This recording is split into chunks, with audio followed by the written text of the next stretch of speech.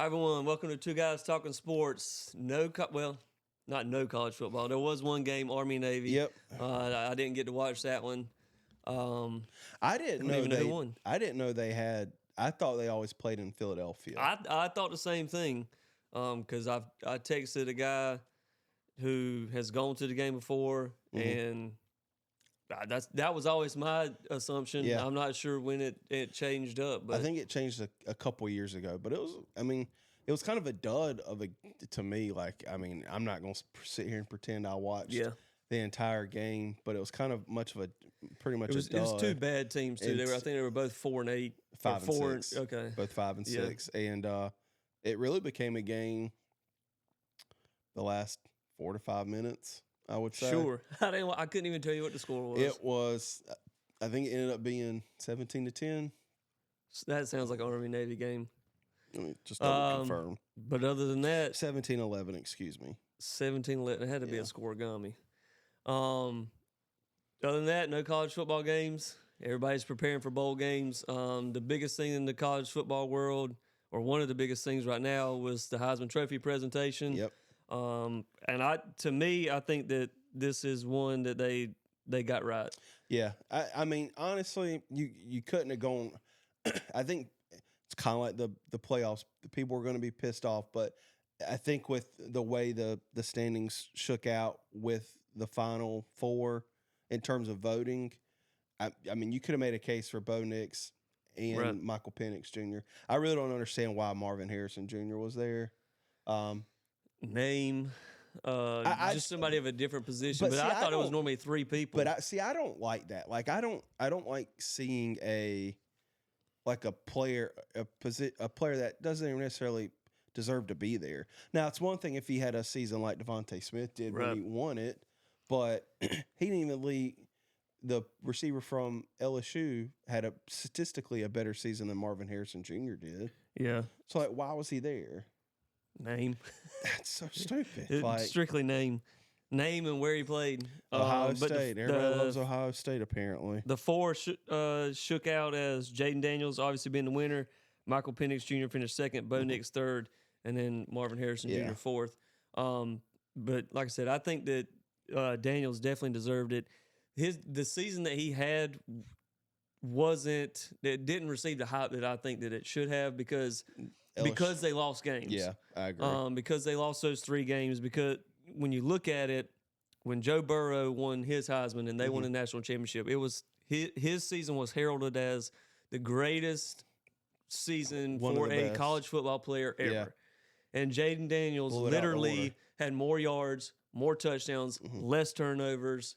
I think he had, and then more yards and touchdowns through the ground. I mean, his season as a whole was almost twice as good as what Joe Burrow did, but they lost games, so then it was never hyped up as the way that Joe Burrow was. And I saw somebody post something that Jayden Daniels really didn't have his like Heisman moment. Like, why do you need to have a Heisman moment? I mean, he accounted for 50 touchdowns, 4 interceptions. Now, I don't know how many fumbles he had. His moment is being consistent every single game. But it goes back to like the old, it normally goes to the best player on one of the best teams. Yeah. I mean, I think that's 40 touchdown passes and 4 interceptions. That ratio is ridiculous. Yeah. That's the Heisman moment. Yeah. I mean, it isn't like a signature throw to win a big time game. Like he was consistent all year. Yeah. I mean, they didn't lose because of him. Yeah. And I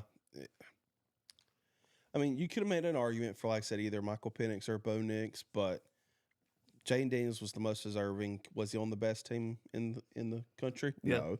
But that shouldn't matter. It should be one of the best players Who is the best player? And he was the best player in the country. Yeah. I don't know. It's just the old argument with the playoffs. It's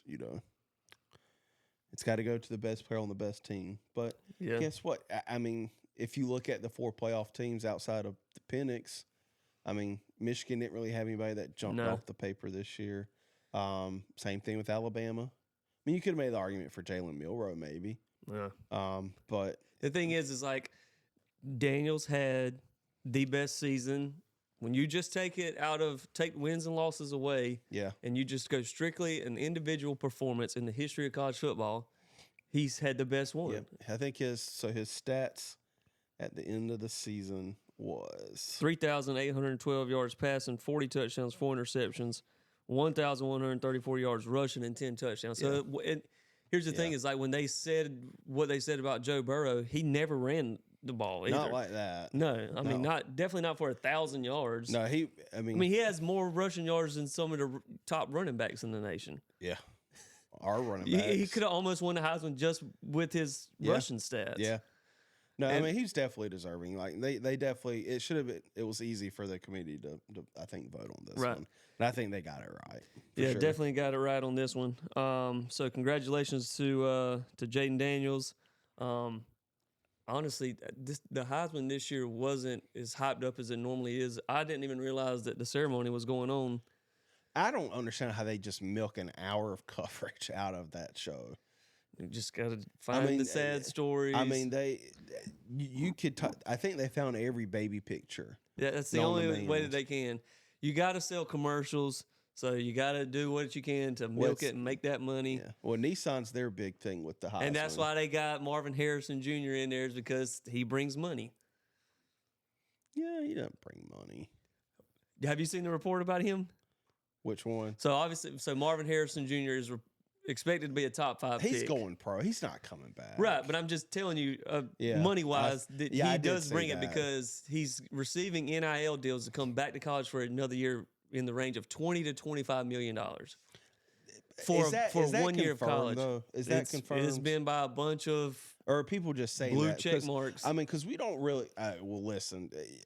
I mean, legitimate blue check marks on Twitter. But now. legitimate reporters are reporting it. And this kind of fits in perfectly with our next segment with the NIL and the transfer portal era. Like, we truly don't know what figures these kids get. Like, I don't think it's, unless they come out and say, oh, I got, this company offered me $8 million to come play. And that's also the problem that I have with NIL is like the genesis of it was supposed to be that the kids could make money off of their name, image, and likeness. Yeah. It was never supposed to be, we'll give you $100,000 to come to our school. Yeah. It was supposed to be, all right, if I'm playing college football and I want to make my own T-shirt line that I sell on my Instagram or something like that, you can do that. You can make money off of your own name. You can, if you want to go to a car dealership, actually do a commercial, stuff like that, earn it that way.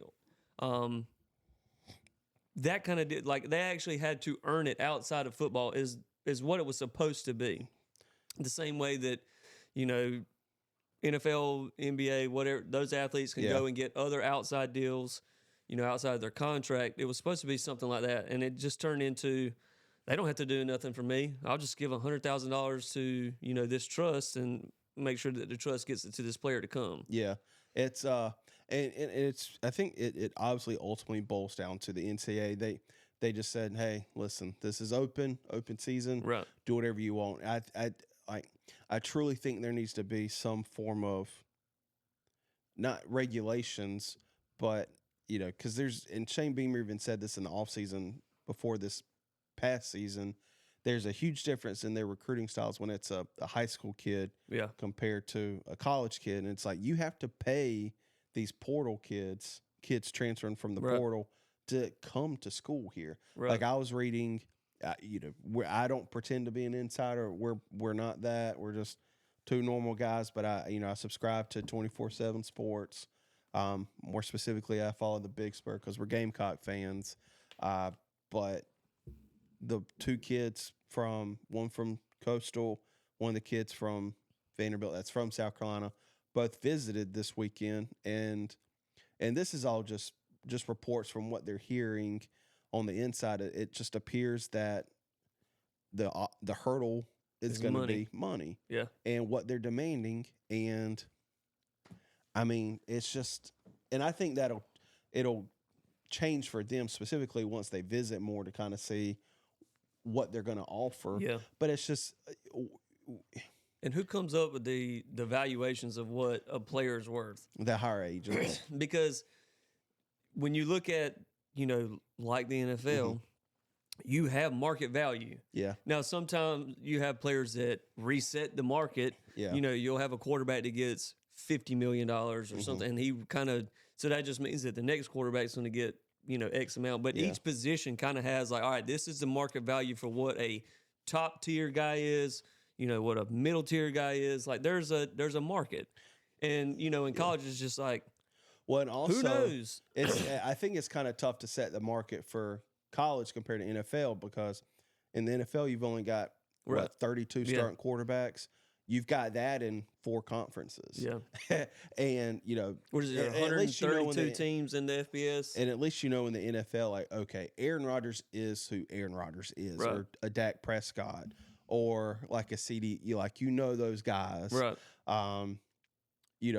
Take Juice Wells, for example. Yeah. Nobody knew he was going to be, and I can, I didn't follow James Madison before, but nobody knew he was going to be what he was before, how good he was going to be before he got to Carolina. Right. Like he was obviously very good at James Madison, but I read something where normally like a top tier receiver in the NIL market is like maybe not even $1 million. Yeah. I think that's a quarterback in college, but it's just I'll probably use more Gamecock players, for example, because that's just who we follow. Right. But you look at Mario Anderson, for example. He transferred in from Newberry. He had a decent season. He, I think he could have had a better season if we'd had a consistent line blocking. But he hires an agent to help him with NIL, and that same day he's in the portal. And it's I don't know. And the other thing is like I have a lot of opinions on it, but I understand both sides of the equation. And the worst part too is these agents they're making things worse as well, just because they're trying to get the most money they can get because they're getting their 3% or whatever it is. But they're signing all of these kids, and they're basically telling them just go somewhere else because they're going to pay you more money. They don't care if you play more. They don't care if it's going to, turn into more success for you. Yep. Or if, you'll end up being just some background player. They don't care. Yeah. And I think it's the agents, and I truly honestly think it's family members or just like people that are in their corner just giving them this advice. And it, like I said, it's not, grass isn't always green on the other side. Right. Yep. Luckily for South Carolina, though, it does seem like there was a ton of players that entered the portal. Not all of them were like key contributors. If you look at contributors, there's like the last I saw, we had 18 players in the portal, or 16 to 18. 4 or 5 of them. Yeah, maybe. Juice Wells, obviously. Mario. And Mario Anderson, and none of these players have committed to anywhere else. Like, they can still come back. Right. I think Juice Wells is a lost cause. Yeah. Mario, we could definitely get him back. I think he's gone, though, just because of the names that are potentially or most likely coming in. And that's the thing, is like sometimes when you see players enter the portal and it's just like one after the other, you're just like, oh man, what's going on? And then now you look at the list of names that potentially are going to commit to come, and it's just like, all right, well, we could potentially come out on the better. Oh, yeah. If you get these players versus the ones that we're losing. Yeah. I mean, take, for example, last year when Jaheim Bell entered the portal. I mean, we lost a great player, but we also, I think, upgraded at the position as a total. Yeah, I agree. Another thing is, like I said earlier, the grass isn't always green on the other side, where you're not guaranteed success where you go. Right. I mean, you look at Gilbert Edmonds, who was with South Carolina last year that transferred to Florida State. I think he had 7 total tackles on the season. Yeah. I mean, and there's some of the guys. And he played. He was a key contributor for us. Some of them, it kind of like the Juice Wells situation definitely pisses me off. Yeah. Because, he basically, and there's rumors that, he could have came back after, like week 6. I don't know. Yeah. I'm not going to say that he was sitting out or anything like that. There's a lot of ambiguity about that situation. The thing is like he had an injury, and he used the free, the staff, the medical staff, the training staff to make sure that he was rehabbed to get him back. I mean, they worked as hard as they could, and he benefited off of that. Didn't pay a dime for it. Yeah. Did not have to pay a dime for that. Like, if he knew that he was going to transfer and he entered the portal in week 6, he would have to go outside of that, pay for someone to do those things because he couldn't commit to another school in the middle of the year. Yeah. So he basically he took that. He took the free, rehabbing and getting him back right to, be healthy to go and obviously now play somewhere else. Yeah. He also took money week after week after week or however they set it up for payment. Yeah. And never played. Yeah, that's the one thing I guess I don't like about the NIL. And then you the don't last really point know where is, the money's going. yeah, the last point is like 10 days before the portal opens, him and his dad are basically saying like, they never said he's coming back to South Carolina. I guess I guess they could fall back on that, but they did, make it seem like, oh, he's coming back. Yeah, don't worry, he's coming back. Yeah. We're doing everything we can. He'll be back next year. Yeah, and then as soon as the portal opens, he's gone. And I think just some stuff that I've read is, like I said, we don't really know what these NIL deals look like. From what I've kind of gathered, and like I said, none of this is obviously confirmed. It's just what people hear on the inside is, there's different structures to these NIL deals where, maybe like what South Carolina had offered him was a more incentive based, right? Like I guess NIL contract, whereas these other teams will give you more guaranteed money, and it's just like the NFL. And I know another thing is I don't believe they were very particularly happy with the whole situation surrounding his injury. Right. Maybe it was something related to our medical staff. I don't know because none of that stuff is ever brought to light. Yeah. Everything that I read is like they could not have done more to try and get him right and healthy and able to play. And I also saw that, like, okay, he could have came back in week 6, but I mean, how true that is, that could just be people saying things.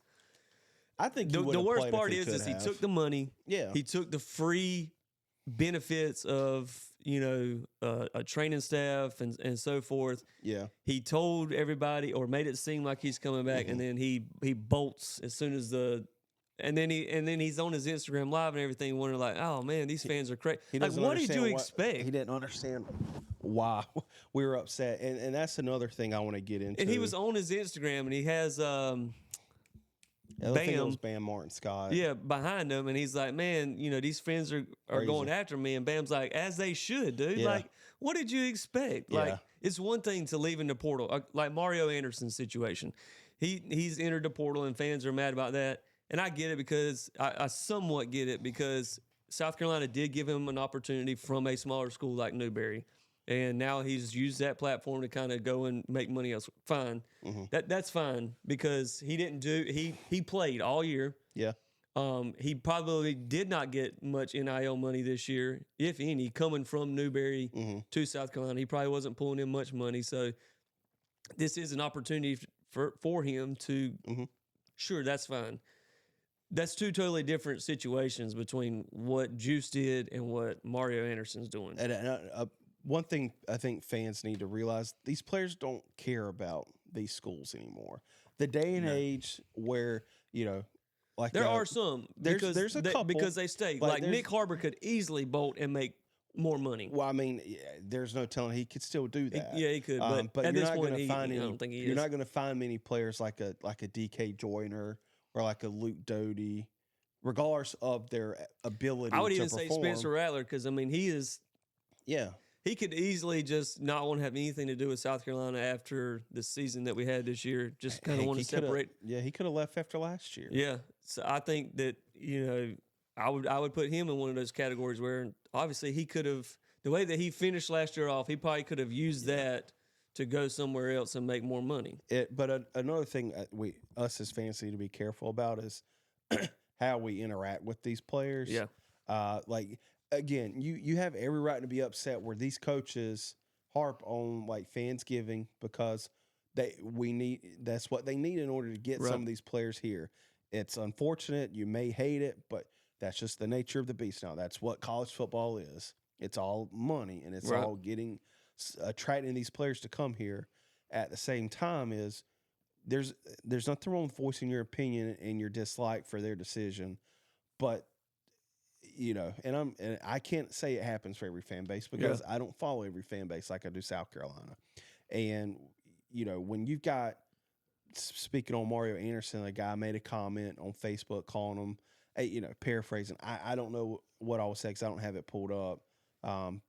And then I'm pretty sure it was Mario's dad that went back at him. Right. And you don't want to be known as the fan base that does that because players would not want to come here. Again, there's nothing wrong with saying like, oh man, I'm pissed off because Mario left. Like we gave him this big opportunity, and leave it at that. But just when you go in and go on and on at these guys, like players see that. Yeah. I think that it does happen everywhere. Obviously, we see it more because even people that you don't, based on, algorithms and stuff, you're always going to see more South Carolina content than, Florida or Oregon or whatever. But we're also just a fan base that complains a lot. But I think that's every fan base. Like it's hard to take yourself out of it and see other fan bases for what they are, but everybody does it. And especially now because of the money deal. Yeah. And I used to fall into the category of these are kids. They're just here trying to get to the NFL where they can make money. But now you've got these kids are making more money than the people that are sitting in the stands cheering for them. And I think that's really what is pissing people off is that they're bolting for more money. And you've got and as these players are leaving, you have coaches, and not just South Carolina coaches, they're everywhere. At Matt Rule at Nebraska, he told them we need money because starting out it's going to cost $1.5 to $2 million to get a quarterback. Yeah, that's just the facts. That's what it's going to cost. With Kyle McCord. And so it's not just South Carolina, but you've got the coaches saying, "Hey, the only way to get these players is to give us more money." And then you see the product on the field, and you see players leaving. Like it's just a combination of things. Yeah. I think it would be a lot different if South Carolina would have went 8-4 this year, and a few players left, and you've got coaches asking for more money because you're like, okay, we're seeing progress. Yeah, we're seeing, we won 7 games last year, then we won 8 games this year. Like we're obviously getting better. So if we lose a few players here, we'll just gain it, elsewhere. So sure, maybe we'll donate, but instead you win 5 games. Your players are leaving. Your coaches are asking people to donate more money. The players are leaving in ways that piss people off. But that's just, we have a high number in the portal, but you also have to understand, like, okay, take a step back and see who it is that's in the portal. Yeah. It's one thing, and, you've got to, people may hate the way Shane Beamer does stuff. I'm not one of those. You're one of those. I hate the way that he's doing the staff. He did a damn good job from what I'm reading of retaining a lot of these players. No, as far as the portal, that's nothing on Shane. My gripe with Shane right now is the coaching staff, because we keep hearing changes are coming. Yeah. That makes the changes are coming thing makes no sense to me because it benefits literally nobody in the situation. But it doesn't benefit the coach that is being let go. It doesn't benefit the coach that is being, hired. It doesn't benefit the recruits, that you're trying to get. It doesn't benefit the portal guys you're trying to get. But they're telling them that though, right? It doesn't matter what you tell them though. Like I can tell you, Kyle, I got $100 that I'm going to give you next week. I got $100 that I'm going to give you next week. Eventually you're gonna be like, hey man, you've told me for 6 weeks that you were gonna give me $100. Where's my $100 at? Like eventually you want to see it happen. And if you're a recruit, and let's just say, to me, I wouldn't offensively. I don't care. Keep whoever you want on the offensive staff. I see a lot of people want Hardesty gone. I could do another year with him. Especially if you get him some more depth at running back position. But as far as defense, like there's got to be some changes made there. If you're a defensive recruit or a defensive guy in the portal, you want to know, like, okay, you tell me that a change is coming, but is it really coming? Or if it does, then who's going to be replacing? Because they may run a scheme that totally doesn't fit what I do at all. I understand. So any of that just doesn't benefit. I just don't understand the thought process behind it. That's Beamer, though. He runs a pretty, from what I've read, he runs a pretty tight ship where he doesn't. And granted, he doesn't owe it to anybody, but he's also never fired anybody. But you don't. So now you have to wonder, like, okay, does he just have a hard time firing people? But why? But if you don't need to fire, like Satterfield, for example, last year, he knew his contract was up, so this is just the guy that he is. That just worked out for them. But I'm just saying, the contract, but but the thing is, like, you don't have to fire somebody if you don't have to. Clayton White needs to go. It's like if you're my employee and you're terrible at your job and your contract ends in 3 months, I'm just going to be like, hey, listen, we're not going to renew your contract. But Clayton White's contract doesn't end in 3 months. It ends at the end of next season. From what I've heard and read is that it doesn't appear he's coming back. But what sense does that make? I don't understand. I don't get it. Like, here's the thing: is people may not like him, but he's one of the reasons why we've got some of these big time recruits. Okay, that's fine. If he's recruiting a big time defensive lineman and they sign here, and then let's just say in May, Shane's like, all right, we're finally going to move on from Clayton White. Okay, well, that player came here because of him. He's just going to bolt after that. It's not fair to that player he's not gonna to fire just him kind today. of gas them up to come here, and then you let go of the guy that recruited them. But he's also having those conversations with the recruits, though. But conversation and action is two different things. But he's going to do it. Like, it's already been confirmed. Staff changes are coming. It's just not happening at the time you want it to come. But you tell me how that makes sense. I can't. Tell me how that makes sense to anybody involved. But it doesn't matter to us. All that matters is who they're telling it to. If you're a dad player with a player, how does that make any sense? It depends how to me. If my son is sitting there and you're like, yeah, we're going to make some changes. Why not now? What are you waiting for? Who does it benefit? It doesn't benefit my son. It doesn't benefit you as a head coach to hang on to a guy that you know that you're going to let go in 2 or 3 weeks. It doesn't benefit the guy that you are holding on to because you're taking opportunities away from him and his family to find a job, a better job, a job that suits them because those positions are being filled up by other teams. It doesn't benefit, an incoming coach to say, okay, I've lost a chance to be recruiting these guys. There's no benefit to it. I mean, I don't know. We've had this argument nobody can tell me one benefit that it. I don't know. That this has. You just have to trust Beamer. I mean, that's really all you can do. That's the one thing I don't like about our fan base is that that's comes with social media. But here's the thing: is like if everybody has an opinion, but and you can sometimes say it's trust stupid. But I'm you not can saying say yours trust is Beamer, stupid. and I trust Beamer with the portal. He says, "Okay, we're going to be fine," and by all accounts, it looks like, yeah, we're going to be fine. I trust you with the portal. He's never failed with the portal. He hasn't. He's always taken. If we've lost a guy, he's replaced it with someone We better. didn't do the best with certain positions last year, but in the grand scheme, he's always done better with the portal. Yeah. But this one situation with the coaching staff is the only one that makes no sense to me, and it's hard to say just trust him because there's nothing about it that you can say, well, this is the reason why, and this is why it's beneficial. Yeah. There's just not one reason. Yeah. I don't have an answer for you. I don't think they're going to let anybody go. I mean, unless what I'm reading is just completely and factually false, and they're just being fed a bunch of BS information. There's changes Whenever coming, they post it, I want you to post. But what it is, I don't know what it's going to be. I want you to post for me and say, y'all tell me one reason.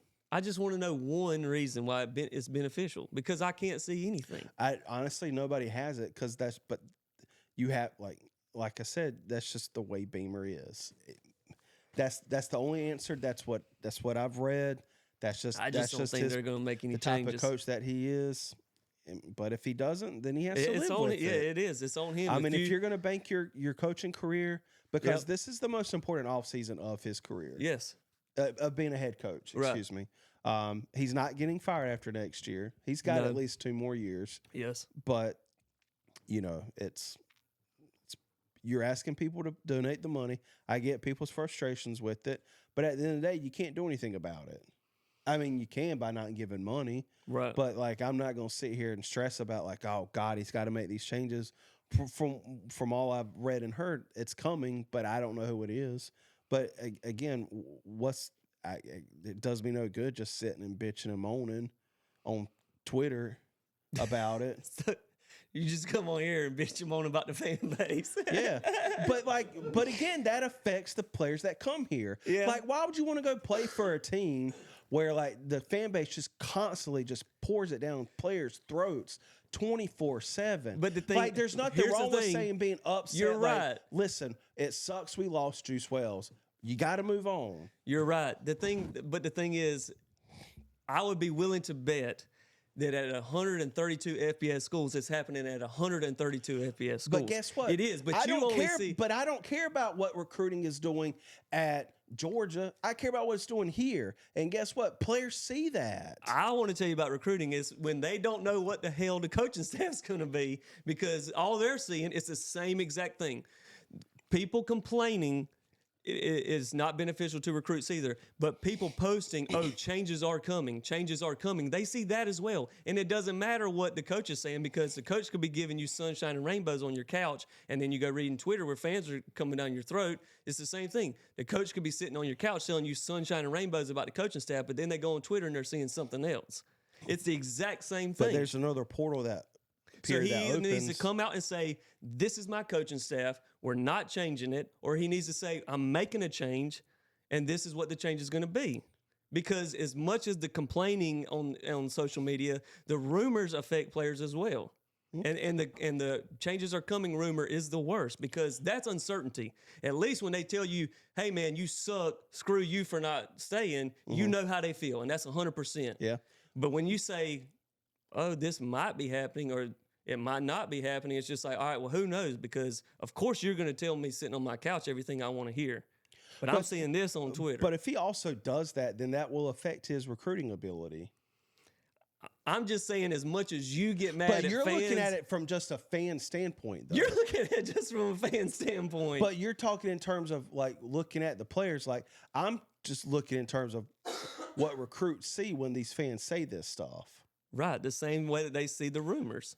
But if the coach is, if the coach just point blank lies to you, then you can leave.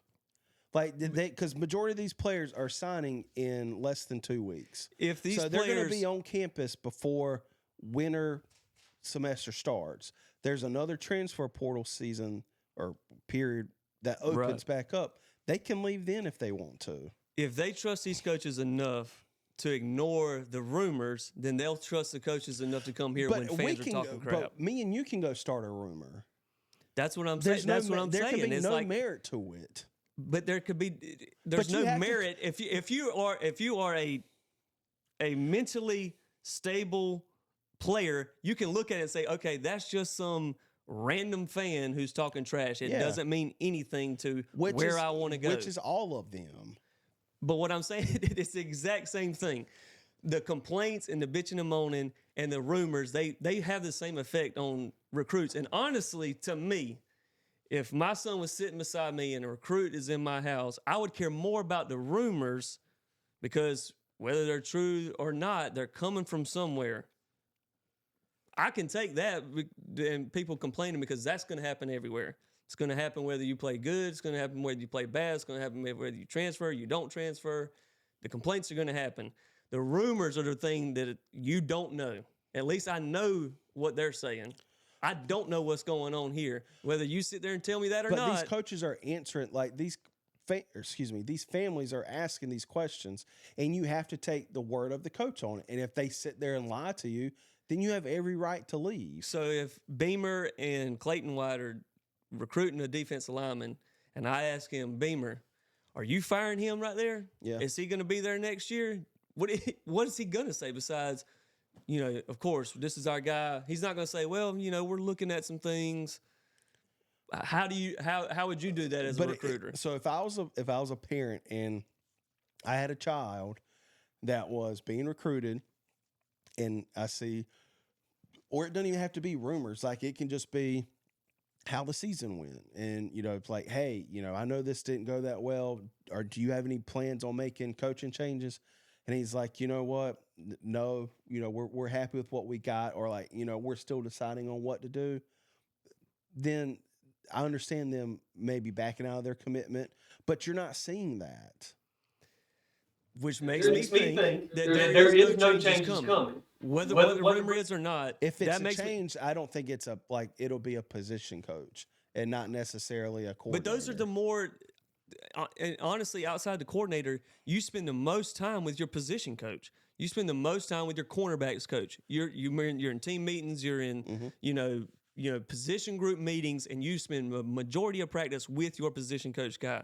So if you're thinking about letting go the secondary coach, I want to know that more than I want to know the defensive coordinator. And even though it may seem like a small position change, to the player, it's huge. I mean, I don't know what else to say. It makes no sense. I don't know what else you want me to say. When you get the thing when you is, get like, just trust Beamer, Beamer. I don't trust him with this because it makes no sense. None of it makes sense. I don't know. I really I don't know what else I can say. Well, there's story after story of kids going to schools and then having a coaching change, Right. and then not having a position on that team anymore, Right. Simply because they were recruited by the previous coach. Right.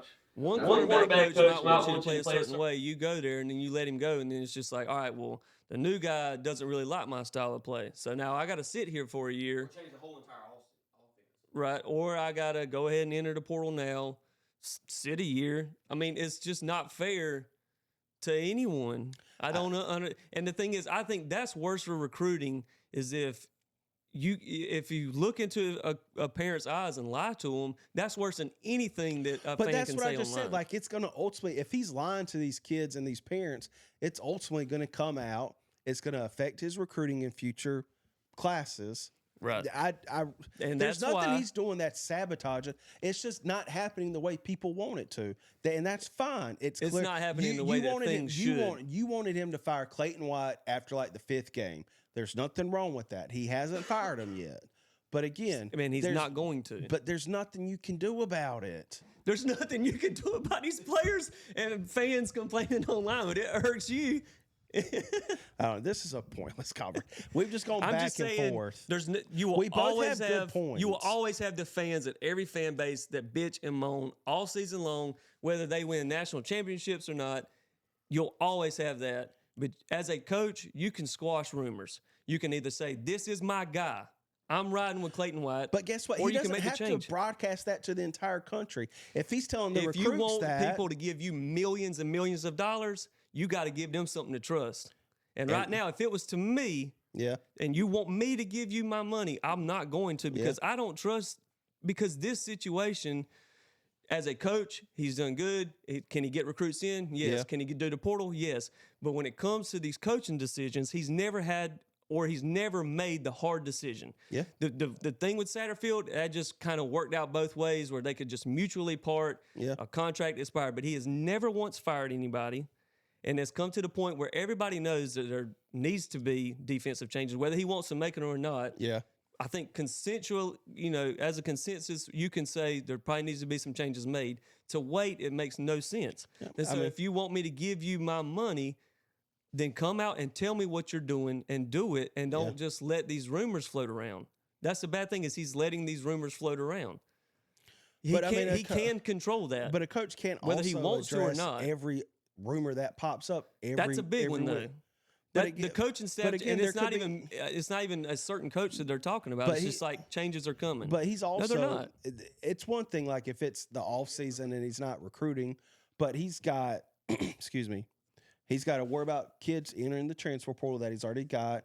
He's got to shore up this recruiting class we're trying to get in, trying to recruit new players in from the portal. I'm sorry, like him addressing Twitter fans is like 6th on the list. It's not really that. That's an easy one to squash. So this is my staff, or this is not my staff. We're making changes. Mm-hmm. He hasn't said anything. I mean, I don't know. But here's what he said: "Give us your money. We need your money." Okay, if I'm going to give you my money, I got to trust in what you're doing. And this situation makes no sense. Well, guess what? If people stop giving money, I mean, if that's the way he wants to do it. I mean, I don't know. It's pointless to have a 30-minute when we're just going to go with circles on it. We clearly have, and that's okay. I get. No, you know that we need to make coaching changes as well. No, I agree. We need to make coaching changes. You trust him more than I do. Yeah, that situation, that's it. That's the only one. That's all we can do, though. But we don't have to, and I don't. Right. I don't think that. What I'm saying is, we just have to wait and see. That's Clayton all we White's can do. going to be the defensive coordinator next year. Maybe. Who knows? And that's, if he wants to hang his hat on Clayton White, that's on him. But we've seen over 2 years that it doesn't work. Well, from stuff that I've read, and this will be the last thing, so I got to go. That they did make some changes towards the end of the season in terms of scheme that really help, because the players went to them and was like, listen, what we're doing is not working. Like, we need to do something. And so they did. And maybe that bought Clayton White more time. I don't know. Like, it remains to be seen. The defense looked better at the end of the year. My issue is like, it shouldn't take you 8 weeks to get to that point. I agree. No, I agree. 3 weeks, and you should say, hey, what we're doing isn't working. Let's make a change.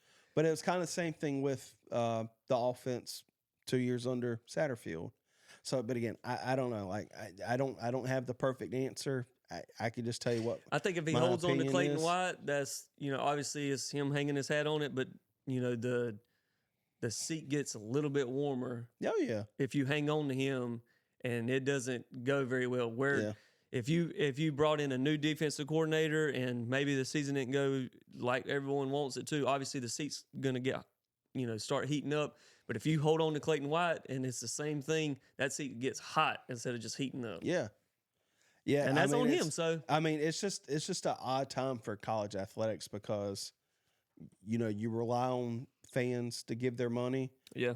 A lot of fans don't know what they're talking about. I'm not gonna sit here and say I know football to the degree where I need to determine who the coach is or the like a position coach or a coordinator.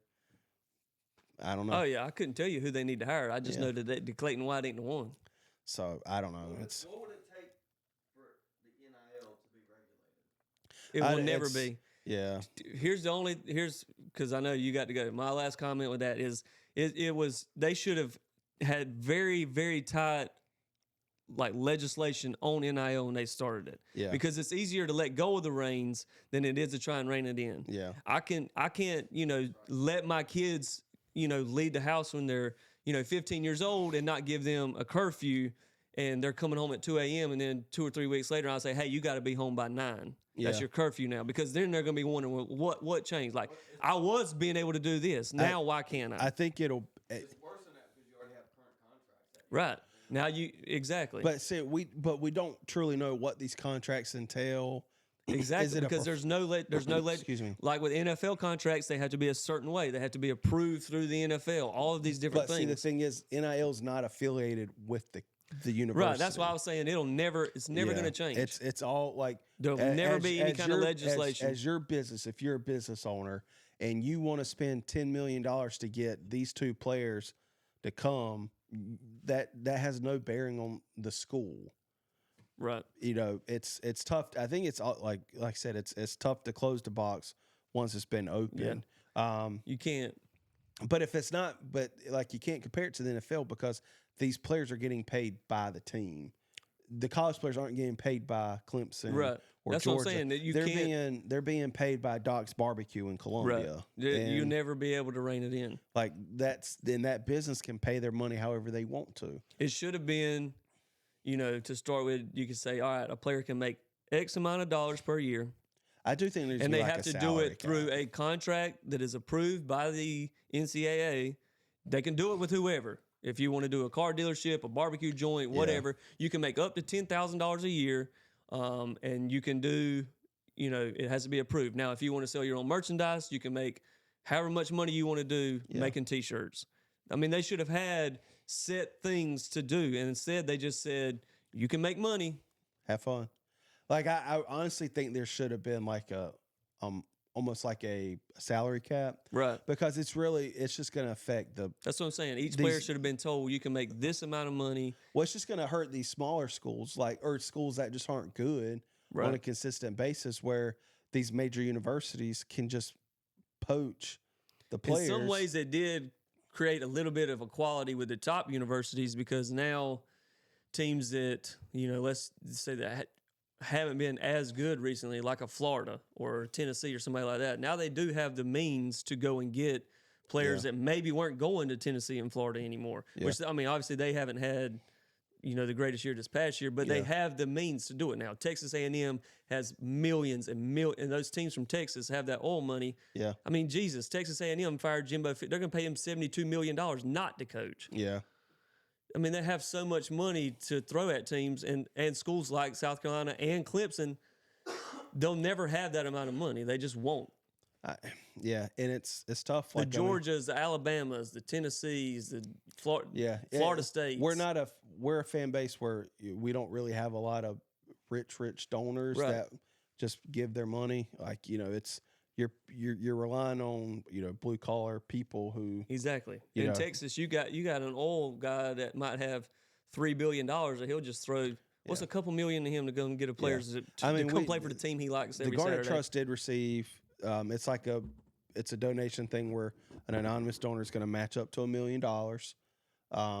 So I think last I saw it was like over $500,000. Yeah. So that sounds great. donor will, but that goes a long way. Yeah, in it does. NIL. But what I'm saying, then you have someone like Marvin Harrison Jr. that's being offered $20 to $25 million, and that's just one player. South Carolina's whole trust won't have $20 to $25 million. But that's about 98% of the schools. Right. No school's going to pay some kid $20 million to go play football. Yeah. There. But I'm saying They're those stupid schools if they have do. so much more money. But there's no school that can pay him that amount of money. There's somebody.